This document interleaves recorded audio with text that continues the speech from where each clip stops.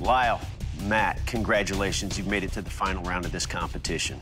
When you showed up here, you used our forge and our equipment to forge bayonets. Now we're sending you back to your home forges to recreate an iconic blade from history. The Zulu Iqua. All right, that's cool. The Zulu Iqua was introduced by the famous Zulu king, Shaka. He reigned over the Zulu Empire's expansion through southern Africa from 1816 to 1828. A celebrated warrior in his own right, Shaka developed a number of military improvements for the Zulu, including the mandatory adoption of the Iqua. Replacing long, light throwing spears, the Iqua was shorter and featured a blade at least 10 inches long. The spear wasn't thrown, rather it was thrust into the enemy and would be carried along with a cowhide shield. It was a fearsome weapon utilized against British colonialists trying to expand their African colonies. The Zulu Iqua was also wielded by Zulu warriors in the classic film Zulu. It must be an effective, fully functional version of that iconic weapon. Additionally, it must have a double-edged spearhead. I've made spears in the past. I've even had people that wanted one to hunt with. I think I'll be able to do this very successfully. You will have 5 days at your home forge to accomplish this task. At the end of those 5 days, you will return and present your weapons to our panel of judges, who will then subject them to a series of dynamic tests.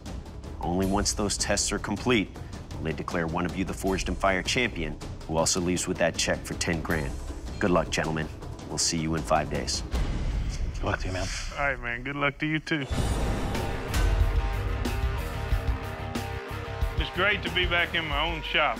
I may not have all the best tools, but I can definitely get it done with everything I have here. Zulu Iqua.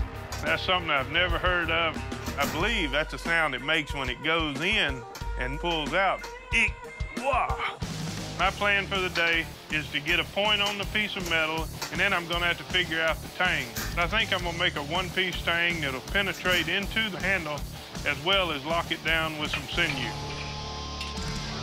All right. Today, I'm gonna antique it a certain way, and then we'll get a handle attached. I like a lot of contrast, so I got ferric chloride over there. That'll actually turn this particular type of steel black, and it's just gonna fade into that nice high polish. It's just gonna look really sharp. Not bad at all. Time to start doing the handle. I'm adding a leather wrap to this guy to give it better grip. I think it's gonna be nice to have something that pops a little more than just a plain old handle. Now I want to start slicing some stuff. Wow.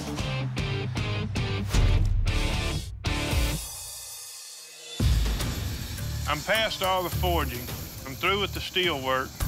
Now it's on the toughest part for me, the handle. I'm using zebra wood, which comes from Central Africa. That's gonna make a real nice look. To wrap the blade, I'm using pig intestine, and that's gonna draw up nicely and help hold it in tight. It's tricky, and it stinks. Makes me hungry. The only thing left to do is to test it. So I'm gonna use the thickest part of the blade and see if it'll cut through in one full swing. Oh my goodness. Well, let me try it one more time. There you go. The Iqua was an African weapon used by the Zulu warriors. Though it's a short spear, it also acted like a sword because of its design. To see how sharp your blades are, I will take your weapon and try to cut through this slab of meat. Lyle, you're up first. You ready? Yes, sir, I'm ready.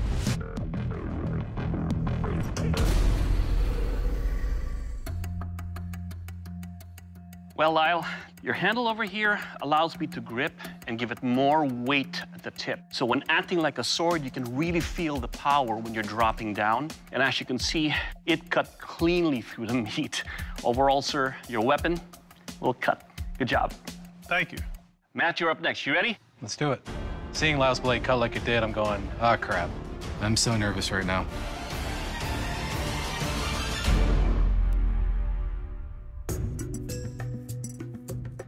Okay, Matt. A very light weapon like this, if held like a slashing sword, could be an issue when you have a rounded handle. Makes it kind of hard to index. But the important thing is, it will cut. Good job. Thank you. This is a kill test. The Iqua was so deadly because up close, you could use it in different ways and maneuver the blade. To see how much lethal damage your weapon can do, I will deliver 4 killing blows on this ballistics dummy. Lyle, you're up first. You ready?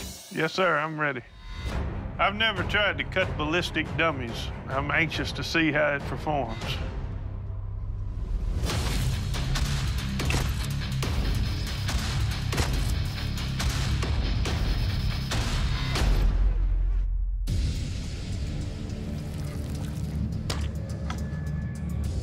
Well, Lyle, your weapon here feels good in the hand. Definitely, it's easy to maneuver the blade in different ways.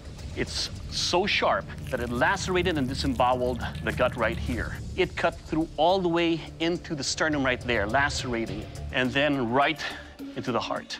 Your weapon, sir, will kill. Thank you. All right, Matt, you're next. You ready? Let's do it.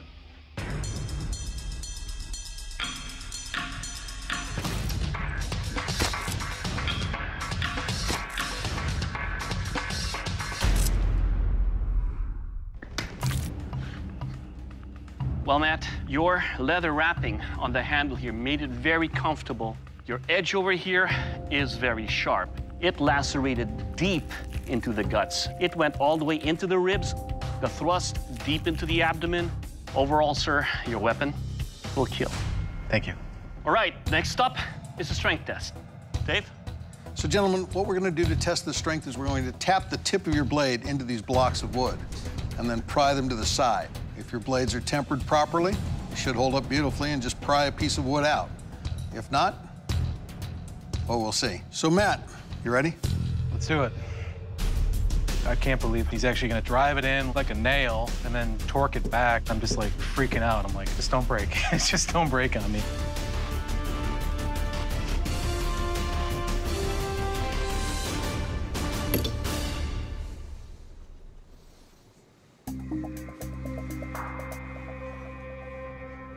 That's not your blade. It's okay. Okay. Yes. I did it. What I saw as I was prying this out was that blade flexed quite a bit at the tip, and then that wood gave way. It's nice. It's got just enough movement that it didn't fracture. The neck's still true here. Well done. Thank you. Lyle, you're up next. You ready? Yes, sir, I'm ready.